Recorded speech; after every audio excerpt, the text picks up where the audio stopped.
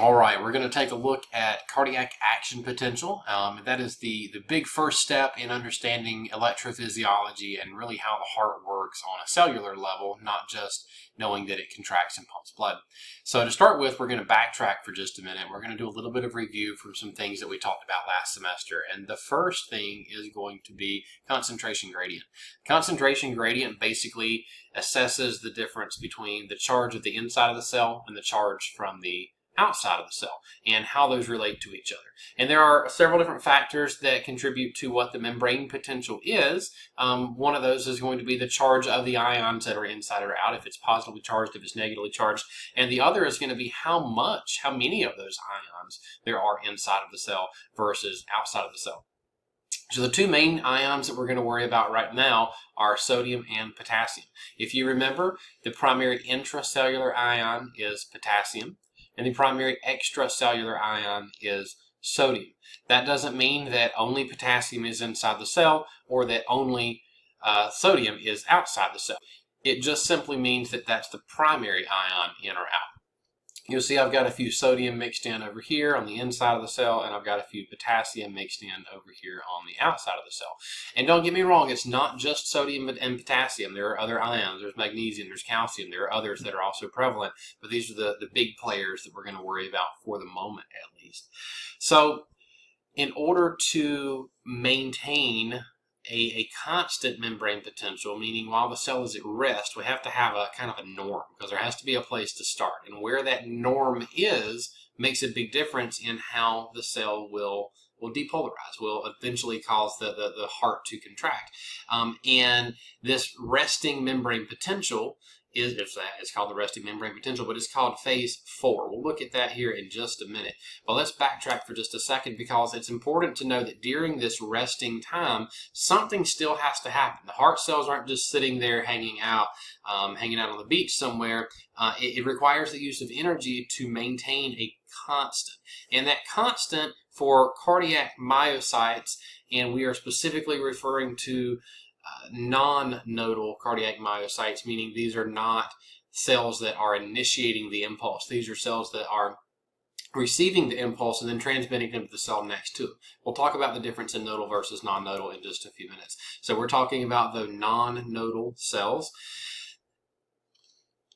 And with this type of cell, the resting membrane potential is right around negative 90 millivolts. I'll show you that on a graph in a few minutes. Hopefully will make a little bit more sense. But while those heart cells are at rest, they're not doing anything, they're not actively depolarizing or actively repolarizing, they hang out with a charge between the outside and the inside of the cell, that membrane potential right around negative 90 millivolts. So how is that negative 90 millivolts achieved? How is it maintained? Well, if these were channels in a semipermeable membrane, and I was to open this channel, and this channel was selective to potassium, there's a lot more potassium on the inside of the cell than there is on the outside of the cell. So thinking back to concentration gradient and diffusion, it would make logical sense that if I opened these channels and they allowed potassium to move in or out, that potassium would move and move pretty quickly from the inside of the cell to the outside of the cell.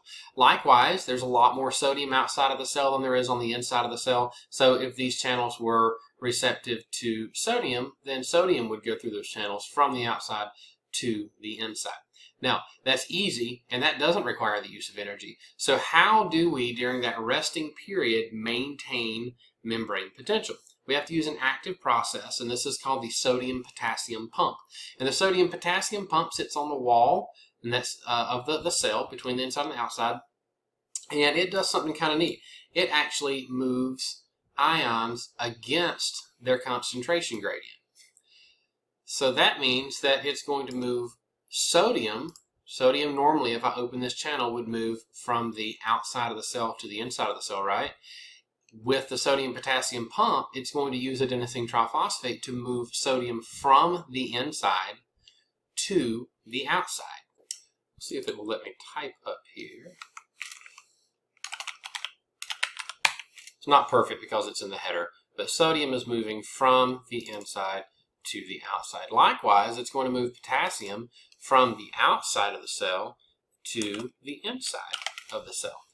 And this is, again, the sodium-potassium pump. This is an active process, and this helps to maintain membrane potential during the resting phase. Now, there's a particular number. There's a ratio of sodium to potassium cells that this pump moves, and that ratio is it moves 3 sodium cells, or not cells, sodium ions, sorry for saying cell, from the inside of the cell to the outside of the cell, and it moves 2 potassium ions from the outside of the cell to the inside of the cell. So 3 sodium to 2 potassium. And with this mechanism, we're able to maintain that around negative 90 millivolt charge during our resting phase for the resting membrane potential. Now, why is that important, and how does it make a difference? Scroll down just a little bit, and we're going to look at a different figure.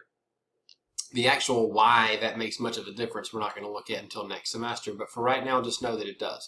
It makes a big difference if your resting membrane potential is around negative 90, which is what we're looking at here, or if it was up around negative 70 or negative 60, the heart's not going to be as efficient if that resting membrane potential starts to become more positive. So let's define a couple of terms real quick. The term depolarization refers to the membrane potential becoming more positive. It doesn't have to be a positive number, meaning it doesn't have to breach 0 millivolts, but it does have to be becoming more positive. So we went from negative 100 to negative 50. That is depolarization. Likewise, the term repolarization refers to becoming more negatively charged. So again, I don't have to start with a positive. Maybe I start here with negative 30, but I go from negative 30 to negative 50. That is repolarization. So then we could look at this chart and we could say, well, this is kind of hanging out right here at the negative 90. This must be the resting membrane potential. Sodium-potassium pump is active during this phase, and this would be phase 4. I know it's not labeled. It's labeled over here, but it's not labeled here. This is phase 4. And then we would begin to depolarize because this membrane potential is going from negative 90, and it's becoming more positive. And this goes up to somewhere around positive 30 to positive 40, and then it starts to come back down. So let's look at what these actually mean. So depolarization is when the heart is quote-unquote firing. Think of it that way. Depolarization is firing. The heart doesn't contract at the exact same moment that it depolarizes. Depolarization occurs first, and then moments later, we're talking fractions of a second, the heart will contract. At least in theory, that's what's going to happen. And this change in energy is actually what we see on an EKG. Again, we don't see mechanical function on an EKG, we see the electrical activity. So this electrical activity, this change in membrane potential, the cells going from a more negative to a more positive and vice versa, and then the energy traveling in a certain direction through the heart, that is what we are seeing on an EKG. So that's why understanding this is so important. If you can really get a good grasp on depolarization, repolarization, membrane potential, and just electrophysiology in general, then EKG interpretation will be much easier. It will make a lot more sense to you. So what happens? Well, phase 4 is the resting membrane potential again. During this time, the sodium-potassium pump is active, and we're just hanging out right around negative millivolts. So an action potential is received from a neighboring cell, and we'll talk about that in a minute. That's a story for a different day. But an action potential is received from the neighboring cell, and so what actually begins to happen is your cardiac cells are connected with little channels. And these channels allow ions, specifically in this case calcium, to flow freely between one cell to the next. And that's actually how the action potential starts to increase. So we are at a resting membrane potential phase 4, sodium-potassium pump. Calcium actually starts to trickle into the cell right about here. And this is where it would be much preferable to have a whiteboard, because I could draw all this on there for you. I do have a handout that's on your blackboard that has all this labeled already. So it'd be good to go ahead and pull that up. Pause the video real quick, take a look at it while we go through this, because I can't type it on here, I don't think. I'll try.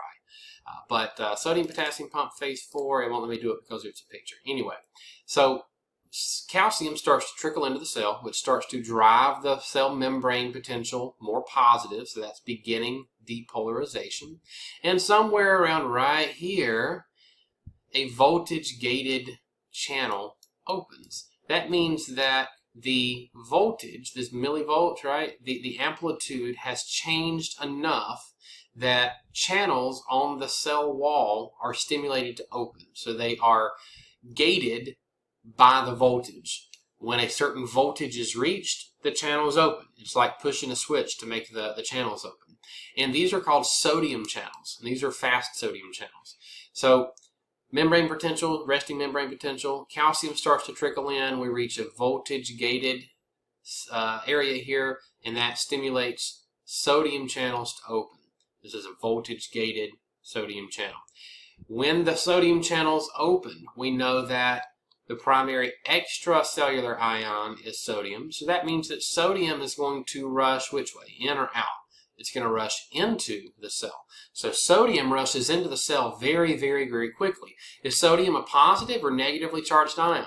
It's a positively charged ion, right? That's what that little plus sign indicates.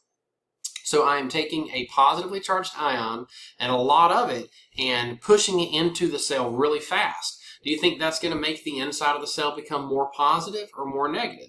If I take a positive and put it inside the inside of the cell becomes more positive, right? So that's depolarization. So literally from here all the way up here, this is sodium. So sodium rushing into the cell. And this is called phase 0. Phase 0 is the rapid depolarization phase when we're talking about electrophysiology. When we get up here, similar to how we started off down here, the channels close off. And there's a few reasons for that we'll talk more about later. But the sodium channels close. And so for just a moment, nothing happens when the sodium channels close. But very, very quickly, potassium channels open. And let's scroll up here. So potassium is the primary intracellular ion, right? So if I open potassium channels, it's much more likely potassium is going to go from the inside of the cell to the outside of the cell. And so when I get here and potassium channels open, then potassium, a positively charged ion, is leaving the cell. So the cell starts to become a little less positively charged. Now, I know that this contradicts what I said a minute ago because we are becoming less positively charged or more negatively charged, however you want to look at that. This technically is not beginning depolarization. I'll explain a little bit more on that in just a minute. All right? Depolarization technically isn't beginning until we get over here into phase number 3. But when the potassium channels open and potassium starts to leave the cell pretty quickly, similar to how the sodium channels did, then the membrane potential starts to decrease some, and we become a little bit less positively charged. This is called phase 1.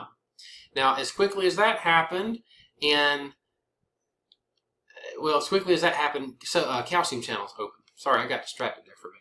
So calcium channels open, and calcium flows into the cell. So let's backtrack just a minute. I know this is getting really confusing really fast. So down here, resting membrane potential, phase 0, everything's hanging out, sodium-potassium pumps active, maintaining around negative 90 millivolts. Calcium starts to trickle into the cell, which stimulates sodium channels to open, voltage-gated sodium channels. Sodium rushes into the cell until we get all the way up here. Sodium channels close off. Potassium starts to leave the cell, that's phase 1, which starts to drive the membrane potential a little bit south, and quickly calcium channels open, and calcium starts to flow into the cell. So I have potassium flowing out of the cell, I have calcium flowing into the cell, and they kind of counteract each other for just a minute. They're both positively charged. Now, calcium is positively charged times 2, so theoretically it's a little bit more positively charged than what is potassium, but there's not as much calcium coming in as there is potassium going out. So they kind of level each other out. And that stays that way for a period. This is called the plateau period, and that's phase number 2. And then eventually the calcium channels will close, but the potassium channels stay open. So potassium stays open, calcium closes. Again, potassium is going to leave the cell. So since potassium is leaving the cell becomes more negatively charged until we get down to around negative 90 millivolts, and then the potassium channels close off, and the sodium-potassium pump takes back over and lets us hang out right around negative 90 millivolts until the next action potential is received and the process starts all over. I can only record 15 minutes with this program. We're at 14:36. So let's recap real quick. So phase 4, sodium-potassium pump, we're hanging out around negative 90 millivolts. Calcium starts to trickle in. That stimulates voltage-gated sodium channels to open. Sodium rushes into the cell. Sodium cuts off. potassium channels open, potassium starts to leave, calcium channels open, calcium's coming in, potassium's going out.